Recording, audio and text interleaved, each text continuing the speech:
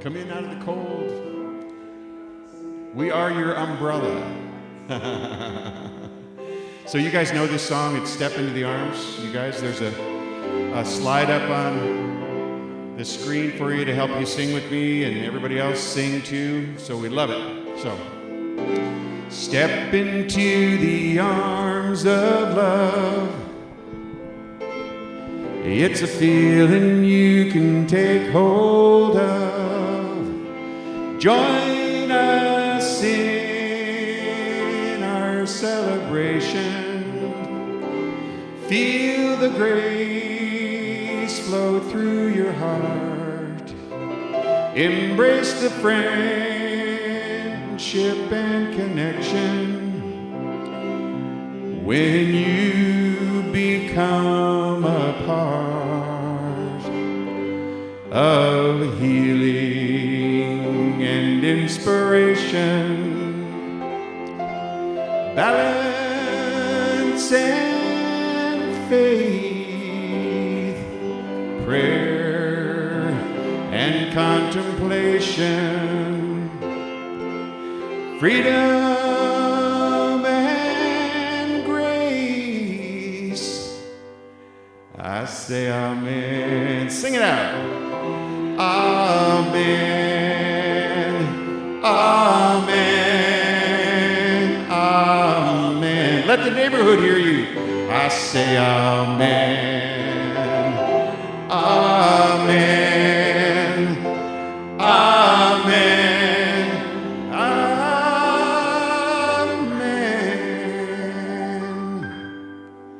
And so it is. And so it is. Woo! Oh, that's fun.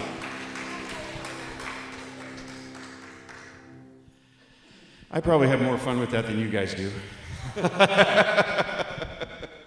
Yeah, just so you might remember, if you've heard this before, but that song was written as a result of asking people in the audience of a service what you'd like to find stepping through the doors of, a church. What would you like to feel? What would you like to see? And they just started shouting out phrases and words, and I wrote them down, and I thought, well, we better put that into a song. And so all those little couplets of things, those little, things that express a vision from the heart and from the mind, they came from the audience. Yeah, so good stuff. Thank you, guys. All right, you guys. So here we are at Unity of Pasadena. I'm going to welcome the live streamers. Live streamers are on? Yes. And welcome the people that are here, whether you're new or whether you've come back from last week or the week before that, or wherever you've been, we welcome you here. We find that Unity of Pasadena is a special place, and we find that unity is a special way of seeing life. And we do a lot of oneness stuff here. We recognize that God is all there is, and we talk about it. We sort of reference it in all that we do because we have our mind stayed on God. And when we have our mind stayed on God, we want to see it everywhere. We want to feel like we're on holy ground all the time, everywhere we walk. And if we are that, and if we demonstrate those godly qualities, and even if we don't, we're on holy ground. So I want to welcome all of you. If you're brand new, come on back. This is a beautiful place. Join me in this saying that talks about oneness so deeply. There's only one thing. It may look like more than one thing. It may look like more than one thing. It may feel like more than one thing. It may feel like more than one thing. But it's only one thing. It's only one thing. Expressing as you. It's you. Expressing as me. Expressing as me. And everything we see. Everything we see. Yeah, that's good stuff. We also have a unity blessing I'd like you to join me in. We love you. We bless you. We appreciate you just the way you are and who and what you are becoming. We have a statement of faith I'd like you to join me in as well. There's only one presence and one power active in my life and in the universe. God the good omnipotence, and I am one with that presence and power. So I'd like to slip into prayer with you. That's a new sound for slipping into prayer, isn't it? Yeah, there we go. There we go. That'll be the one that just gets you to sink into your seat, and just release all of the things that you need to release in order to become fully aligned with God, Spirit, with love. For oftentimes, the presence of God is felt, understood, and demonstrated as love. So we just bring that feeling of love to us right now. And as we do that, we recognize that the presence of God is right here and right now in this very space. As we summon up that feeling of love, that principle of love, that goodness, that beauty, that power, that peace that is love, we feel it deeply. And we recognize the presence. And so I know that today is absolutely perfect. All is unfolding as it should. God unfolding through each and every one of us as us. The beauty of life itself unfolding as each of us. That amazing experience of life can be seen all around this space here at Unity of Pasadena, from the plants and the life that's in the plants, the birds behind me in our terrarium, to the beauty of the feeling that you get when you look somebody in the eyes here at Unity of Pasadena. We are in the right space. And we're so grateful for this space. We're grateful for all the volunteers that step forward and make certain that this is the place that it is. Our Board of Trustees works tirelessly to make sure that that is the case, and we are so grateful. And we're so grateful for our volunteers, those that step in and greet us at the door and do the things that are necessary, like the PowerPoint and the live stream and the usher work. All our musicians, all our prayer chaplains, they bring the beauty and the love and the spirituality to each Sunday and to our memory of each Sunday. So it's this space of gratitude that I rest for a moment. In that space, my world changes. I feel the love. I feel the gift of life. And I just revel in it. I release this into the law of mind, knowing that it's already done. And please join me in saying, and so it is. Amen. So it is. Thank you for dimming the lights. I appreciate that. It sort of puts me in that trance state, where I think I could fall asleep. So when the lights come on, I got to go shake my head, and here I am. Okay, so I got a question here out of the basket. And this one has a smiley face on it, and it looks like it has a bow in the hair of the smiley face too. At least that's how I interpret it. So I don't know who did that, but I love the smiley face. Question: how does a prayer chaplain program help a minister? Wow. How many prayer chaplains do we have in here right now? How many prayer? 1, 2. Raise your hand back here. 3, 4. Any more? All right. Well, I got to tell you, we are well served with prayer chaplains here at Unity of Pasadena. I think I'd like to reframe the question, though, if you don't mind, whoever wrote it. I think that the way I'd like to answer it is, how does a prayer chaplain program help the congregation? And how does it help the surrounding community as well as the world?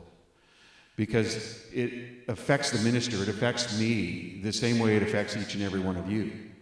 As prayer chaplains hold the light for our continued health, spiritual health, emotional health, physical health, as they hold the light for our clarity and our connection and alignment with Spirit, as they hold the light for anything and everything that might be going on in your life or things that you'd like to see, they do the same for me.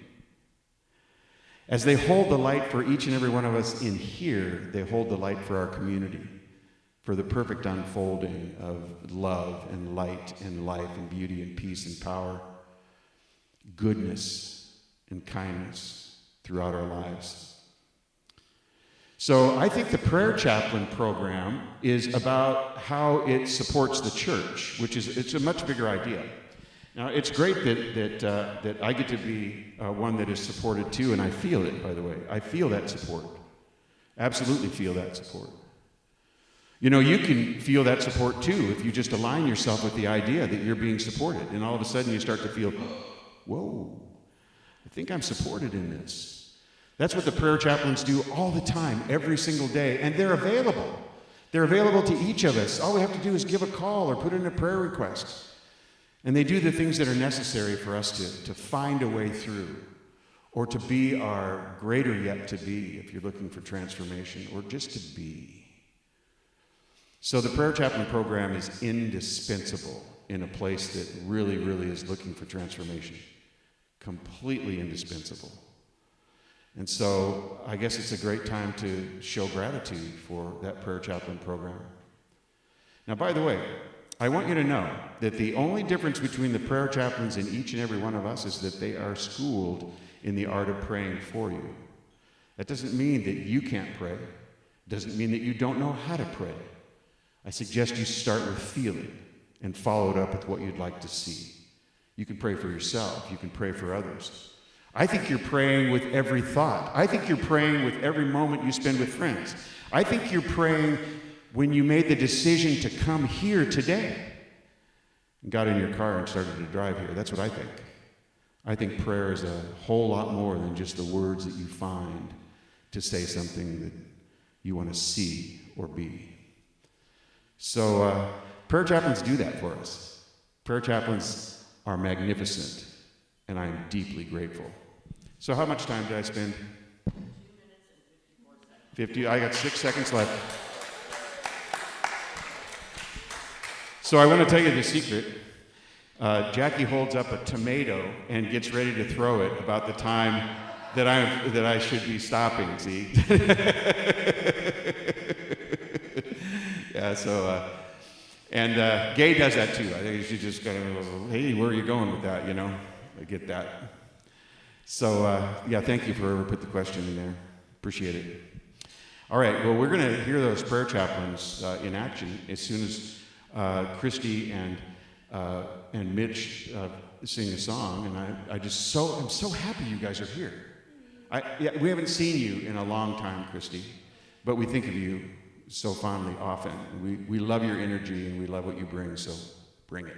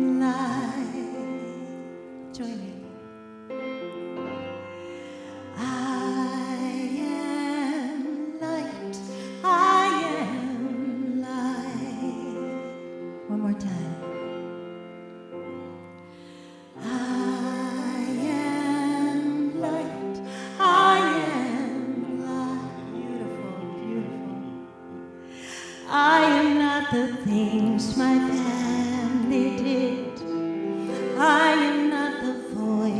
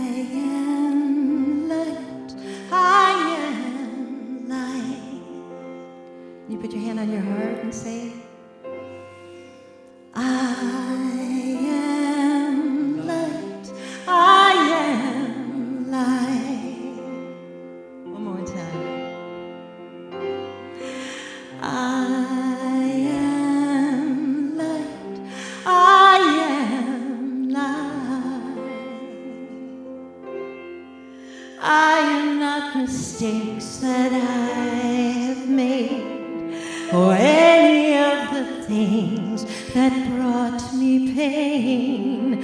I am not the pieces of the dream I left behind. I am light. I am light. I am light. Feel the light. I am light. The light inside us. I am light. I am light. I am not the color of my eyes. I am not the skin on the outside. I am not my age. I am not my race. The soul inside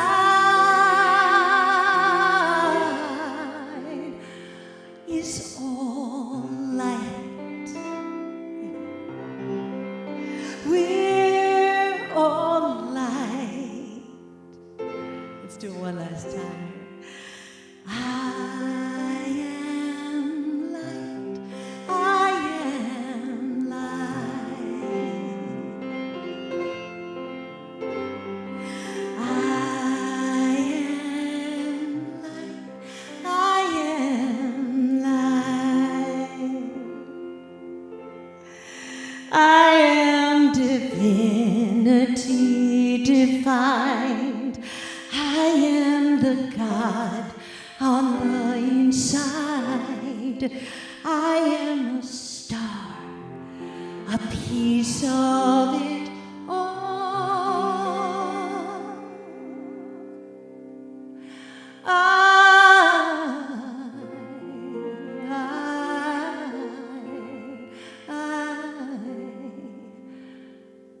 I am light.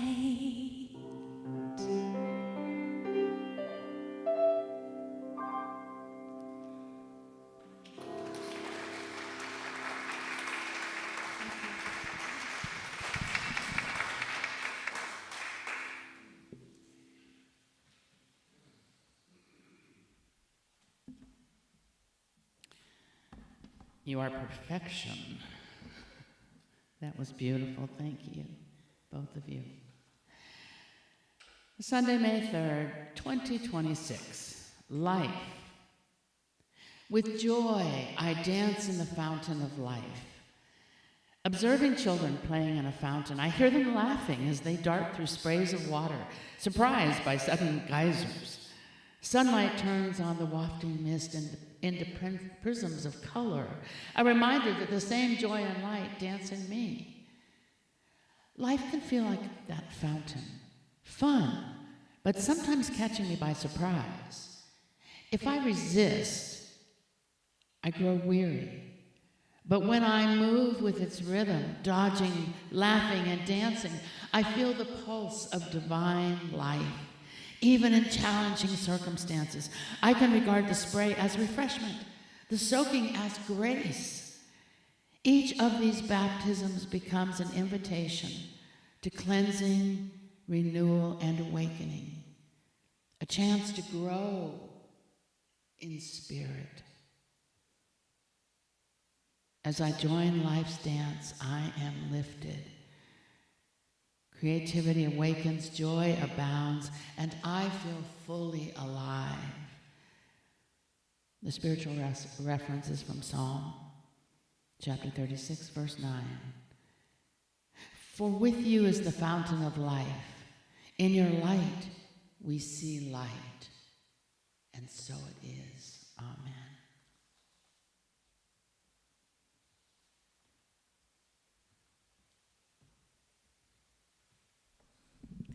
That was beautifully read, Michelle. And thank you for the beautiful music. Oh my goodness. So heartfelt. So, Today, Reverend Greg is going to talk about the burning bush, and I looked it up a little bit, refreshed my mind, and realized and remembered that we took a trip to Mount Sinai half a lifetime ago. I was in my 30s, and Victor's parents were living in Egypt, so for our honeymoon, we decided to go to Egypt and to Greece. So, of course, we then took a bus to Mount Sinai, just the two of us, to leave in the middle of the night, wake up at 3 and get there at 3:30 and walk up this mountain to catch the sunrise. And it was suggested to us to bring flashlights because it's pitch black. And so Victor had the bigger flashlight, I had a smaller flashlight, and he led, and I just followed him step by step up we were walking in complete darkness. So, kind of scary, but we just said, okay, we want to see the sunrise, we want to be on Mount Sinai. So then we bumped into these people. It was a South Korean minister group of about 20 ministers, and there was one translator, and they did not have a flashlight. And there were some elderly people there, some guy in his 80s, who needed to stop and rest a lot. It was like a kind of a bigger task than he had thought it would be. So then I thought, we both thought they can't do this. So we split up. The slow group I got with my little flashlight, and Victor led the faster group that wanted to get there by sunrise. So we were marching up this mountain, and some blessings came, little miracles. That in itself was a miracle, because we became their tour guides, with the light, And we all brought a lunch or a meal to have once you get there, some water and a little sandwich or something, whatever you chose to bring. So anyway, we got there, and our group didn't catch the beginning of the sunrise, but we were early enough. It was all fine. We got there safely, which was important. And so then everybody ate their lunch, and the big blessing was when everybody ate their lunch, and then we packed up our lunch and carried it back down because there were no trash cans. But these ministers left everything, their orange peels, their bags, just laying around on this beautiful sacred mountain. And they were filming each other, to bring back this footage this was in the 80s, bring back their footage to their church.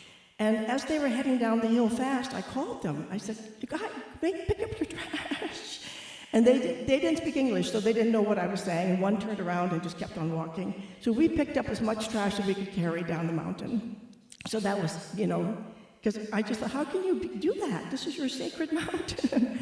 But, excuse me, when I walked back down, I realized that the side of our path went straight down, like straight down. And if you were to slip and fall, that's it. It was way down with big, hard rocks. And I thought, wow, that's just like a miracle. Nobody got hurt, nobody got bumped.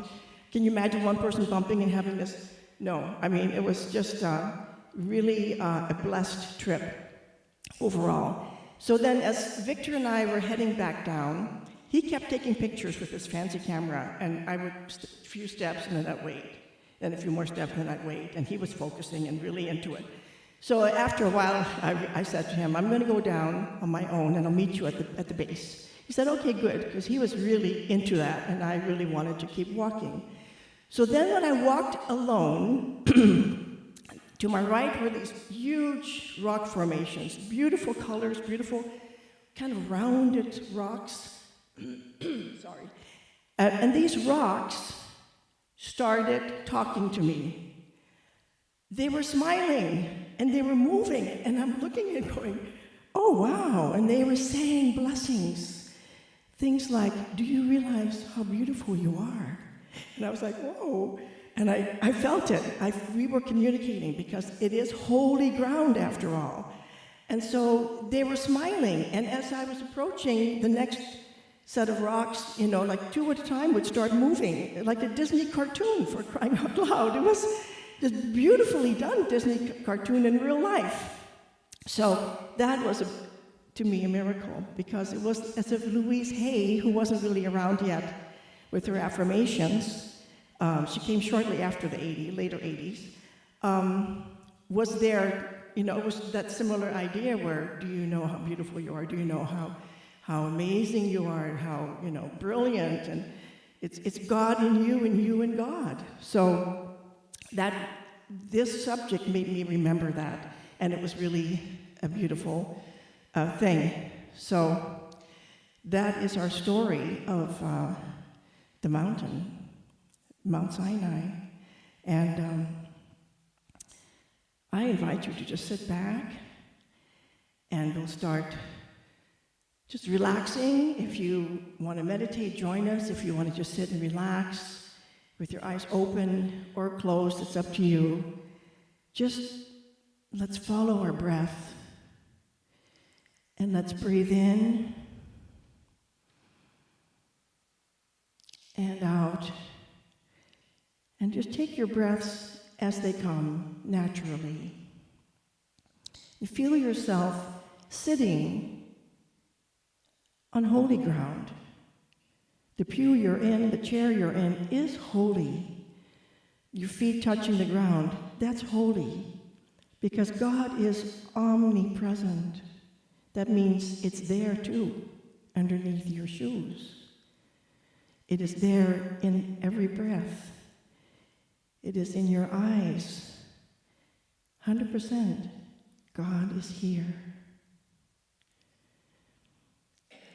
And as we breathe into this wholeness of who we are, of this perfection that we already are right now, even though, yes, but all of that is our judgment. The truth is, we are whole and complete exactly as we are, and we are always in movement, just as a tree is in movement, it's growing, a plant is growing, the clouds are in movement, we are in movement. So it's never static, and it's not to be judged.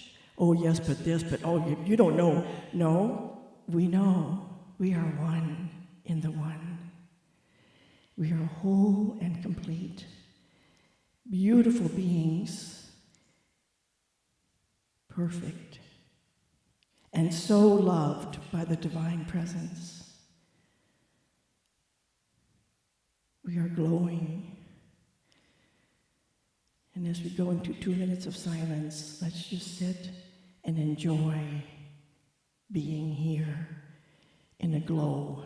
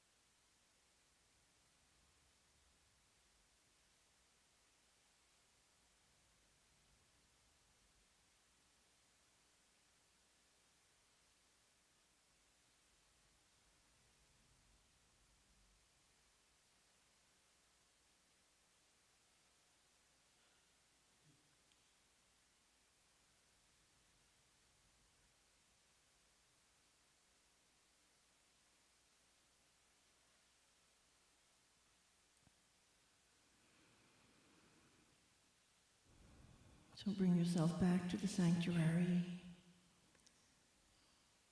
Thank you for joining in this moment as we are doing it all together, which is more powerful, even more powerful than doing it alone, although there is no measurement, really. I've noticed as soon as you measure something, it kind of kills it, because it's an upward motion. All of life is open at the top, and we just keep on keeping on and say yes to many things, yes to all that is good, all that is love, all that is light. So now let's say the prayer of St. Francis. God, make me an instrument of your peace. Where there is hatred, let me sow love. Where there is injury, pardon. Where there is doubt, faith. Where there is despair, hope. Where there is darkness, light. Where there is sadness, joy. O divine presence, grant that I may not so much seek to be consoled as to console, to be understood as to understand, to be loved as to love. For it is in giving that we receive. It is in pardoning that we are pardoned. It is through grace that we are given eternal life. And so it is. Thank you.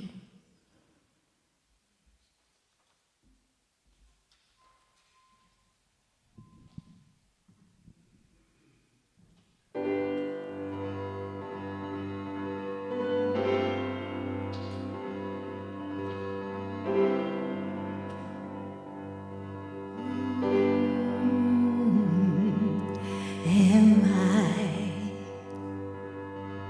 strong enough to bear the burdens that sometimes come living this thing called life? Am I wise enough to make the right decisions when I'm standing at the fork in the road? Sometimes I wonder and ponder, only to realize I'm not alone and there's nothing I have to do on my own, because I am the place where God lives, moves and breathes and has its being. I am the place where God shows up. Where God lives, moves and breathes and has its being. I am the place where God shows up. Will I have enough to do the things I need to do to take care of myself? Will I have the health of mind and body to live a life of grace and wholeness? Sometimes I wonder and ponder, only to realize I'm not alone and there's nothing I've got to do on my own. I am the place where God lives, moves and breathes and has its being. I am the place where God shows up. Oh yeah, I am the place where God lives, moves and breathes and has its being. I am the place where God shows up. I am the place. You are the place. We are the place where God shows up. Yes, we are.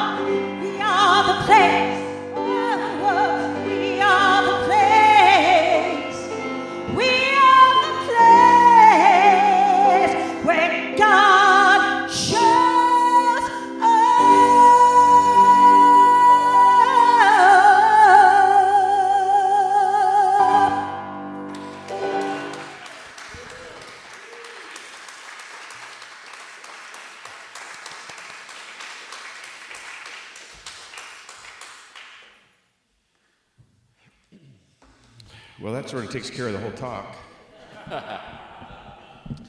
Ta-da. And the story you told, Helen, my gosh, that, you know, I want to know if you saw the burning bush. Did you see the burning bush? No. Did you have to take off your shoes when you got up there? No? Oh, you got to read Exodus. You know, there's some things you got to do. Yeah. But, you know, this is such a vibrant place. It's so neat. This is where people can gain and do gain and practice, if you already have this idea, a wider vision of what some of these things that religion talks about. And Mount Sinai, of course, is one of them. Certainly, most people know because they've seen the movie The Ten Commandments with Charlton Heston. Yeah, not because they've read the Bible, but because they've seen that movie, they know that at Mount Sinai, that's where Charlton Heston, Moses, stood on holy ground. That's where Moses received the Ten Commandments. That's where the burning bush, as the depiction of God, was offered. And that's where a lot of the history that brought some of those ministers, I suppose, they were ministers. You know, they had their own churches, probably. They had their people that they needed to tell a story to, and they wanted to let people know how wonderful it was to leave trash in that area and not have to worry about it. Yeah, it's just, I mean, I don't know if that would be in the story or not, but yeah.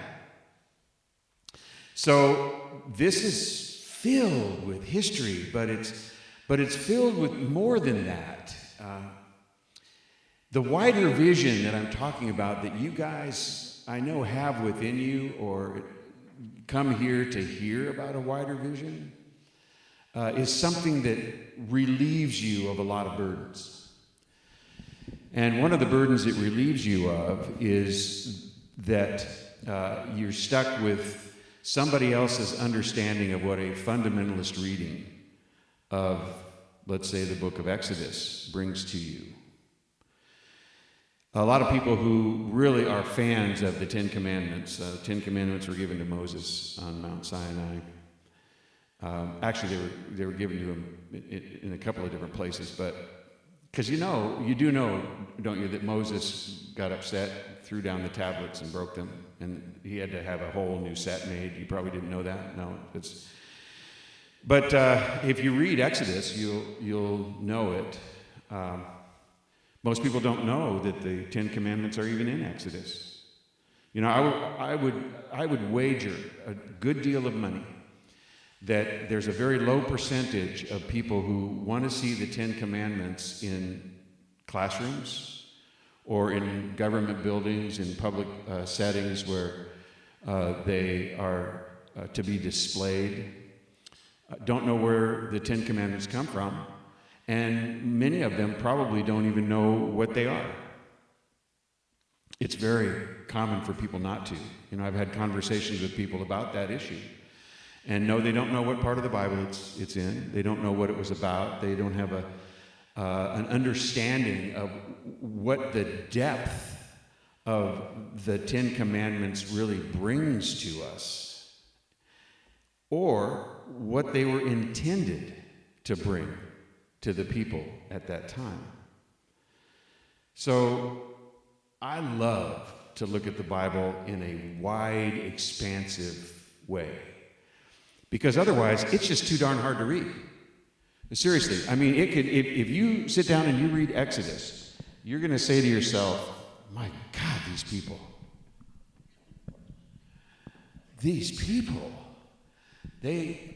they're violent, they're irascible, they don't seem to understand what they must do. They are hard to train. And God's even harder to train, for crying out loud. Because there's a God out there in Exodus which is pretty rough. I mean, that God is tough. And, you know, gives no quarter. I mean, human life is not a premium.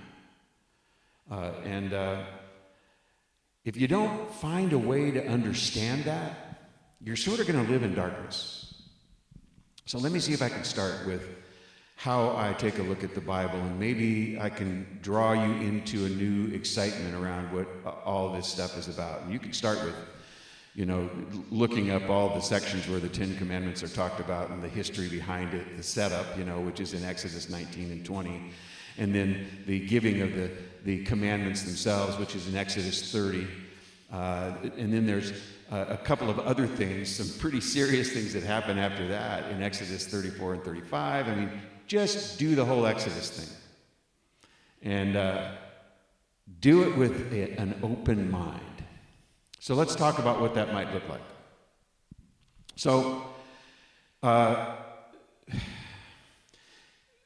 Hebrews were slaves for hundreds and hundreds of years. And finally, they were led to freedom. And Moses was the instrument through which the slaves, the Israelites, were led to freedom. And the story about that is really interesting. It truly is. But what is really interesting is if you look at the Bible in terms of what it means to be human and what it meant to be human at that time, you'll start to understand what some of this stuff is really about. So, slavery can take away all your humanity. Prison can take away all of your humanity. Difficult life situations where you're pulled away from what most of society sees and feels and knows and understands to be the goodness of life. Slavery can pull you away from that. It can take away everything you should know about how to live and leave you with nothing. And so, picture this. Picture the slaves being led into freedom, knowing nothing about how to live. Nothing. They've been in slavery for hundreds of years. They don't even have the stories of their forefathers and mothers to tell them how to live and how to be human, how to understand humanity, how to understand life. They've got none of that. Picture that. I mean, so here, they're led into a place just trusting a person, which was hard to do, by the way. Just trusting a person like Moses. And by the way, they lose trust several times in Moses, and it's easily understandable. But imagine needing direction. What kind of direction would you give them? What kind of direction would you give them? And so now we're starting to unfold a story which makes the Ten Commandments look a little bit more like simple instructions for people that know nothing. Simple instructions that aren't too complicated, that are not too deep, but simple instructions for people. And then imagine that these simple instructions are being given by a God, and you don't know anything about a God other than that Pharaoh's a God. Pharaoh's considered to be a God. How does Pharaoh act? Harshly. If you're in any way displeasing Pharaoh, you might die. You'll certainly be subject to absolute punishment that could kill you. Your family could be subject to it as well. I mean, this is what people knew about gods, or golden calves, if you will, or idols. Something to look to help them through the difficulties for hundreds of years. Are you on this page now? Are you seeing and feeling the atmosphere? Are you kind of in the story itself rather than just reading it? Yeah, that's where you've got to take it. You've got to take it there, because this really is a book about what it's like to be human then. And this book carries with it a huge degree of political commentary, sex, emotion, victimization, hardship, pain, and fear. It carries with it a great deal of violence, because that's what's going on in life. I mean, this is about what it was like to be alive then, and what it was like to try and move forward in a space where there was nothing. Not even an understanding of the things that we take for granted. So what's a God going to look like for them? What is it going to look like? I mean, if you're going to make them believe that this thing is actually God, you better have some smoke and fire and thunder. You better have some boom boom. You got to have it all, man. You got to have the whole show, right? Otherwise, they're just not going to believe that God is there. Where's the power? Where's the threat? Fear God is a mantra that makes sense under those circumstances, doesn't it? Fear God, fear Pharaoh. Fear that thing that has so much control over you. Fear it. Because that will shape the way you act. It'll shape your beliefs. It'll shape your entire life. That thing that governs you. This is what it's like to be alive then. This is the humanity. This is the setting of where all of these things happen on Mount Sinai. This is the setting. You know, we can look at metaphysical interpretations, and I'm so glad that you did, Helen. You're going to be an expert on this. People want to talk to you about it. But you can look at metaphysical interpretations of all of this stuff that goes on and still miss the real backstory of what this is, what's happening there, and what's really going on in those moments.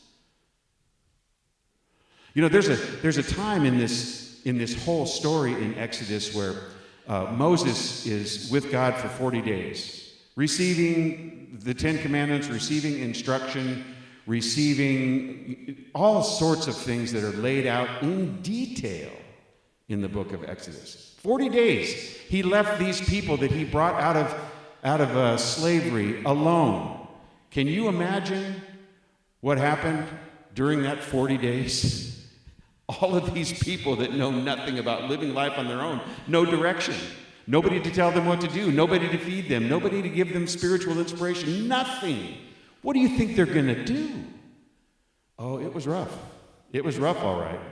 I mean, by the time Moses got back, there were golden calves that had been made out of some of the jewelry that people had. There was revelry. There was all sorts of stuff going on to keep themselves busy, to sort of keep them out of the fear that they felt deeply.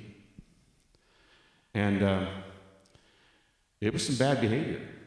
I mean, the Bible talks about this kind of bad behavior. And what do you expect, for crying out loud? I mean, these are people that haven't had this freedom forever.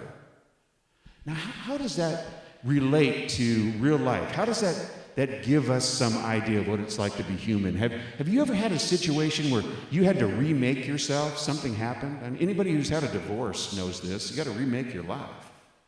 You remake it. I mean, it's this story of coming out of Egypt into a space where you have to relearn everything, where you have to build your own set of commandments, happens in everybody's life. Everybody's. So if you've ever had that remaking experience, raise your hand. Raise your hand. I would imagine that everybody in this room, in some way, shape, or form, if they did a little bit of interior exploration, could come up with their own out of Egypt story, out of slavery story, where you have to relearn. You have to become somebody new. Very difficult thing to do. So the Bible's telling stories about us now, you see. It's telling stories about who we are now. I can give no better example of that than my own journey through recovery. So, as you know, I've been sober for 20 years. And that's an out of Egypt story, I got to tell you. You have no idea how to live. No idea how. There's a prayer that says at the end of it, in 12-step nomenclature, show me how to live. Show me how to live.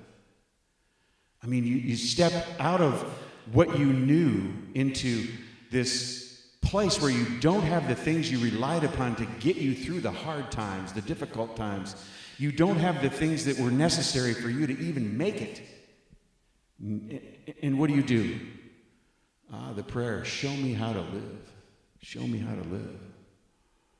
I mean, we've been through that experience, and you got to have some rules. You have to have some rules. I had my own 10 commandments, which were only 2. Very easy, but very hard. My own commandments were be where you're supposed to be and do what you're supposed to do. You've heard me say that before. Be where you're supposed to be and do what you're supposed to do, and that's because I couldn't do that before I got sober. I couldn't do those 2 simple things. But those were non-negotiable. Those commandments, if you will, or commitments were non-negotiable. Absolutely non-negotiable. They had to be. You know, when God set forth, and by the way, when I say God, we're going to get a deeper explanation in a moment. In Exodus, when God set forth the 10 Commandments, those were intended to be much like my be where you're supposed to be, do what you're supposed to do stuff, you know? The show me how to live aspect of it. This is how we have to do this if we're going to make it. If we don't do these simple things, we're not going to make it. You know, something else about this God is that this God needed all kinds of emotional support, all kinds of support. And this God, very much like somebody would have seen in Pharaoh, I'm sure, and this God needed to be always in the space where he was reminding everybody what he'd done for them, constantly. I brought you out of Egypt. I released you from slavery. I did this. I did that. You know, the thought goes through your mind, well, why didn't you do it a little sooner, you know? I mean, come on, for crying out loud. A lot of pain happened, but I did this. I did this. You owe me. All great language to get you to get you to the space where you're going to enter into a covenant, you know, a contract. You do this and I'll do that. You know, most of the time we look at the 10 Commandments and we go, wow, did they just show up and are they supposed to be for us now, or was there something else involved? There was something else involved. There was a deal being cut. Does that sound familiar? Deals, yeah. Ah, yes, the Israelites were ready to deal. Yeah. I think we can get a deal today. And by the way, there was a lot of deal cutting by Moses. You know, he'd bring it back to them and they go, I don't know about that. I'm not so sure we can do that. But God had an offer too. You see, you follow the 10 Commandments, Israelites, and you will be my chosen people. You'll be the ones that I'll protect. You will all be priests in my eyes. You'll have a special spiritual nature to you. And these are all in Exodus, chapter 19. I mean, there was a deal being cut. There was a covenant being made. This was, as lawyers would say, specific. This was specific to the moment, you see. Because there's no deal being cut with me if I choose to follow the 10 Commandments. There's no deal being cut with me. You know, I'm not a chosen one. I'm no different than you are. I'm not the one that's priestly and being bestowed, you know, this saintly, I shouldn't use the word saintly because that comes so much later, spiritual guru style of understanding as a priest or a rabbi might have been in those days. So what am I getting?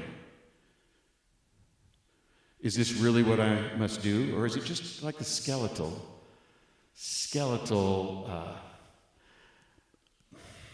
or just a remnant of how to live life? Just a beginning. Just as simple as be where you're supposed to be, do what you're supposed to do. So when you look at the 10 Commandments and you look at it in that way, specific to the time, specific to the covenant itself, does this look like something that maybe should be on the walls of a school without that kind of backstory, without that understanding, without the knowledge that we have around what was going on in the day? If you don't have that knowledge, it's so hard to understand what the Bible's about. But if you understand that it truly is just a library of books from a specific perspective, and you can find that perspective and do just a little bit of research to understand what the people of the day needed and wanted. Hello, bird. Then you can understand the Bible a little bit better. Understand that it's about humanity. The humanity of the people, the characters in the Bible, and your humanity right now. Your humanity today. So, Helen, you nailed so many specifics of the metaphysical idea behind, the holy ground at Mount Sinai. People are attracted to it because they believe in the fundamentalist teaching of the Bible that this is the holy ground. I want to stand on that holy ground. But the essence of this is that you're on holy ground anywhere God, or the idea of God is, the alignment with God, the feeling that you are one with God exists. You are on holy ground. And I know this because this whole thing that happened with Moses, standing before the burning bush, which is symbolic of God, walking up the mountain, which is the leveling up of your consciousness, moving to a higher consciousness, standing before something like the burning bush, you recognize that anytime you're holding God as God, through God, with God, for God, you are on holy ground. You're on holy ground right here. That thing on Mount Sinai didn't happen in a quote-unquote temple or some sort of meeting space where religious activities take place. It wasn't on an altar. It didn't happen in a typical religious setting. It did not happen there. It just happened on the ground of Mount Sinai. What's holy about that? Well, God's there. That's what's holy about that. God showing up at the burning bush is really recognizable for me, because if I'm standing on holy ground now, and that's the space where God is, because I have brought that connection with God to me, into my heart, through me, I feel the oneness with God, then I'm the burning bush. I am the place where God shows up. You said that so succinctly, Helen. You are the place that God shows up. I am the place that God shows up. Each of us is the place that God shows up. We're the burning bush. That's what we are. It's not specific to being at Mount Sinai. It's not specific to being here in a church. It's not specific to being on any other person's holy ground but your own. See, because you have to be in that mental frame of mind. You have to be in that emotional frame of mind. You have to be in that receptive frame of mind to understand it. What a fabulous story. I made the decision to go through this story with you guys over the course of this month to talk about these things so that there could be, maybe will be, some excitement around what these stories truly mean, around the humanity of the day or lack of humanity of the day, or where they were in consciousness then, what struggles they had and why might be shown to you and me. Because usually I pick something I want to learn. Isn't that interesting? I want to learn it, so I want to give it to you. So this is pretty exciting stuff, and over the course of these next 4 Sundays after today, we're going to be talking about these types of things and why those things show up in the Bible and what state of humanity they're bringing to us. So I thought I would do, as kind of a closing to this, so that we can, this is heady stuff, but I want to be able to pound it in just a little bit, and so I want to do like a 3-minute meditation with you. And in order to do that, I think this gives me an opportunity to hit the gong again. Look at this. All right, you guys, sink into your seats. Let yourself become still. Allow your body to settle, your breath to soften, your mind to quiet. Take a slow, deep breath in and release. Again, breathing in and letting go. So imagine yourself not just observing a sacred moment, but entering into it. You're standing at the base of the mountain like Moses. You've been called. not by a voice outside of you, but by something stirring within you, a presence, a knowing. As you become aware, you realize you are not separate from the mountain.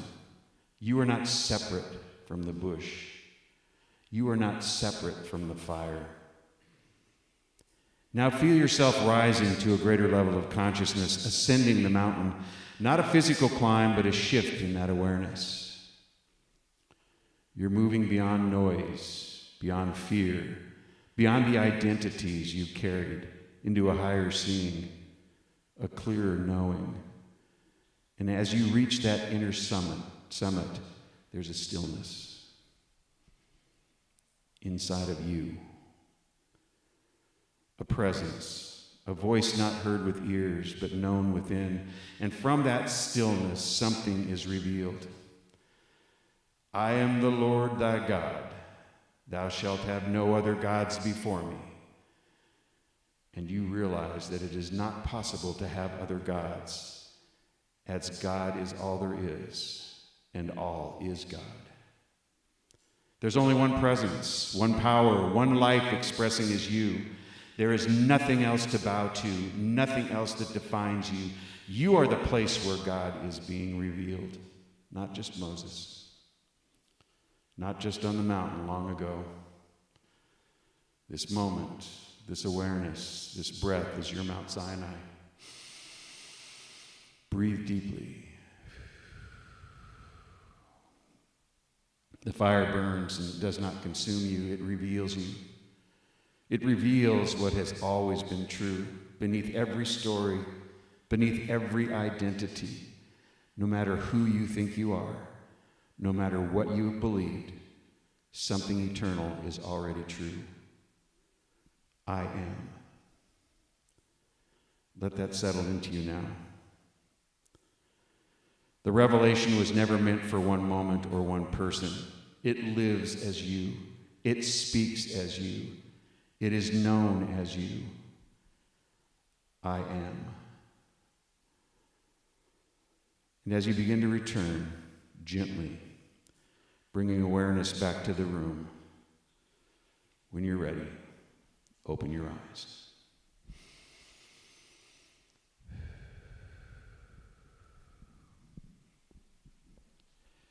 Thank you for taking that journey up Mount Sinai with me. Thank you, Helen. Thank you, Michelle, for all you do, and the musicians. You have brought that amazing spiritual idea to this moment. Appreciate it. Namaste.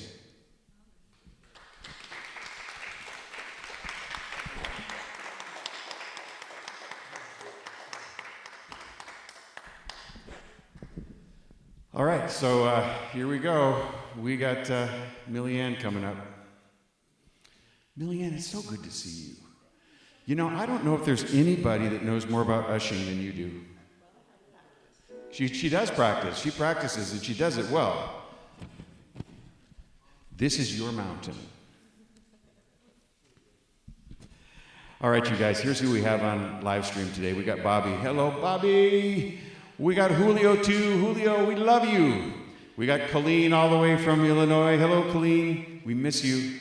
And we got Mike O'Brien. He's all the way from Valencia. We got Virginia with us. We have Charlene from Tennessee. Hello, Charlene. We got Reva. Oh, Austin and Paris are on. From Las Vegas. Good to know you're there. We have Care and Steve, too. Care and Steve, I think they went out to the desert today to do some service work for somebody that needs their help, and that's always a wonderful thing. So I know we're also going to have Charles DeTurk on before long. You know, Charles DeTurk is in Michigan, and we love that.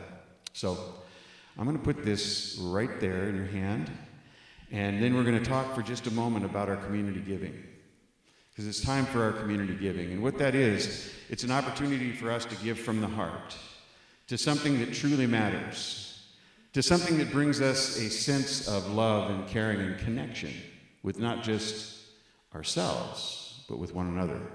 It's something that brings the outside community into our conscious awareness as well as all of life. And I just revel in the idea that this space is holy ground. So With that, I want you to please put your gift on your heart and say with me, God is the source of my overflowing supply, and I am grateful. And so it is.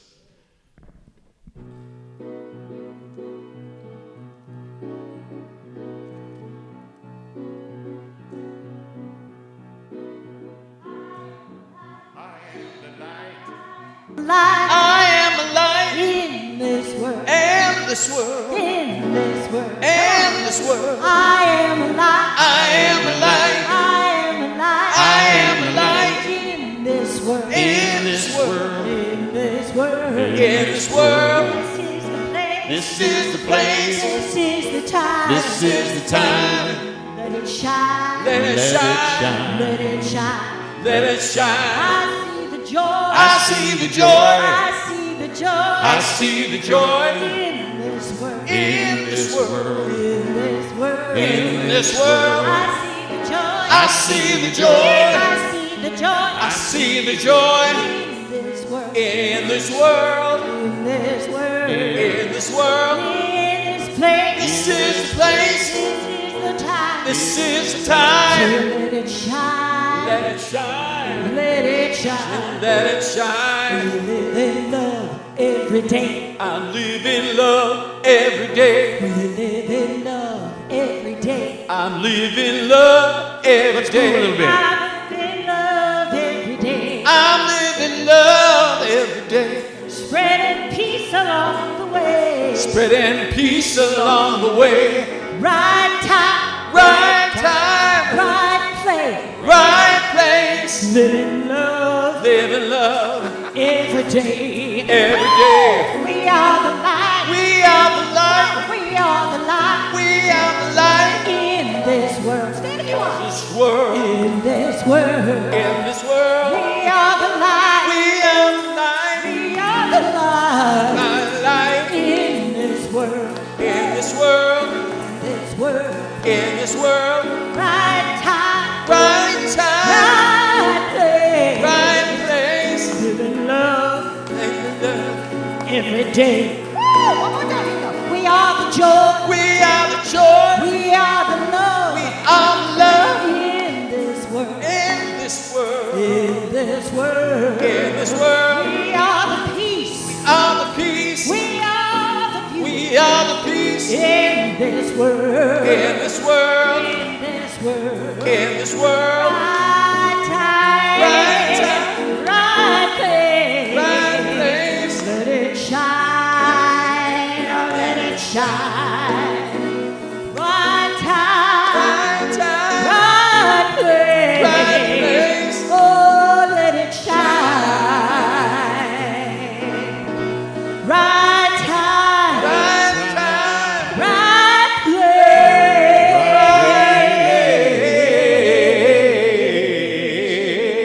Place. Let it shine. Let it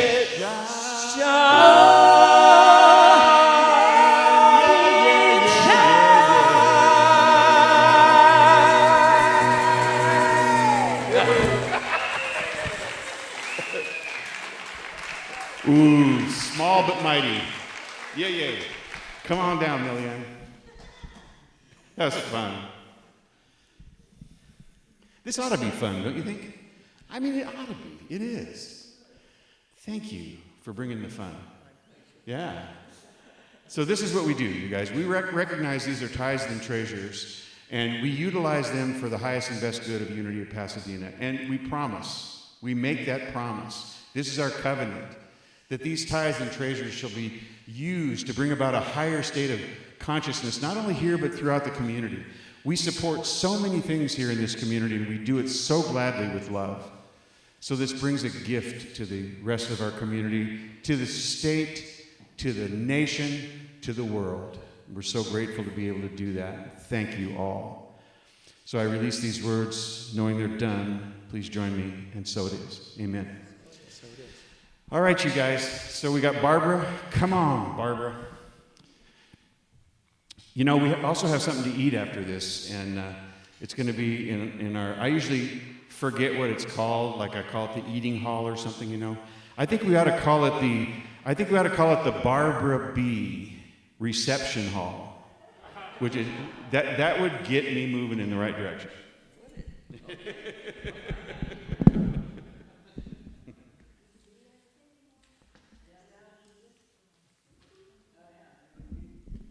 Well, I do see some other members of the Hive, including Jackie and others setting things up. So we will get there soon. And thank you, Greg, and musicians, for letting us know that we are where God shows up. We are light, and those things are reflected also in our vision and our mission. So let's share together our vision, envisioning a world powerfully transformed through the growing movement of shared spiritual awakening. And our mission, which puts feet on that vision, transforming lives by living and sharing our inner truth of divine wisdom, compassion, and love, using practical spiritual principles, which leads us to our 4 core values of creating community, living love, teaching truth, and serving spirit. And now to the mess hall slide.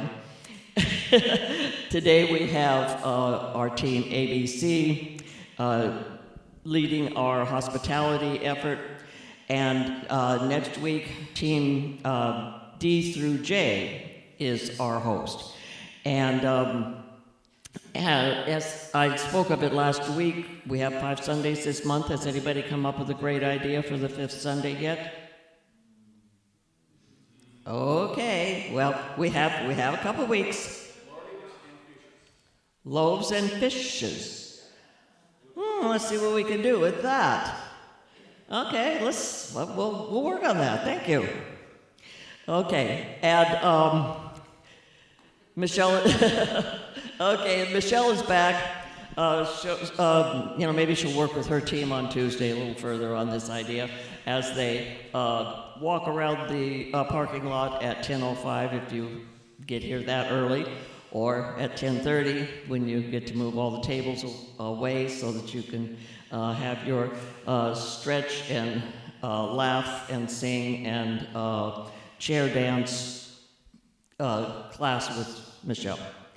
Okay, anyway, this coming week we have it's a first Thursday, so that means that after the regular meditation time from 5:45 to 6:45, then the Reiki Share practitioners will be here starting at 7, and so you're invited to come and experience Reiki if you haven't, or experience again if you're a regular.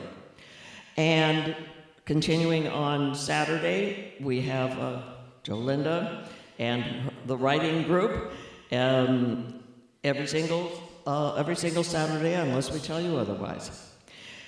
And we told you already that Tea Time was moving to the 2nd Sunday of the month, which is next Sunday, but because it's Mother's Day, well, it'll not happen until June 14th. And lastly, Castle Cornford's Grace series on goddesses. The next one will be held on May the 24th, and it features Kuan Yin, who is known for compassion. So that's all the information I have for right now, and I'll turn it back over to Greg for closing.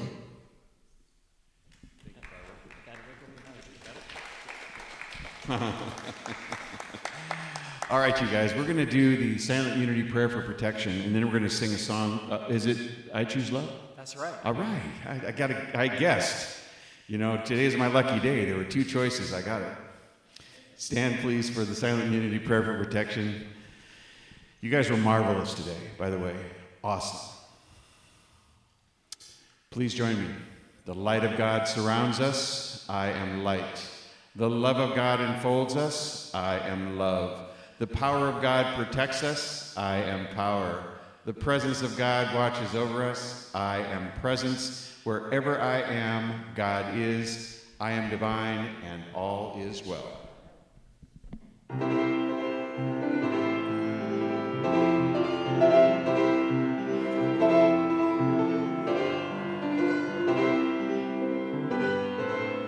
Peace in my life is growing because I choose love. Love's always present, it's what I'm made of. I choose love. We are a part of each other. We are one tie that binds us that can't be undone. I choose love. Peace for our planet is growing because I choose love. Let love be present, it's what we're made of. I choose love. We are all part of each other. We are one. One choice unites us. Let this be the one.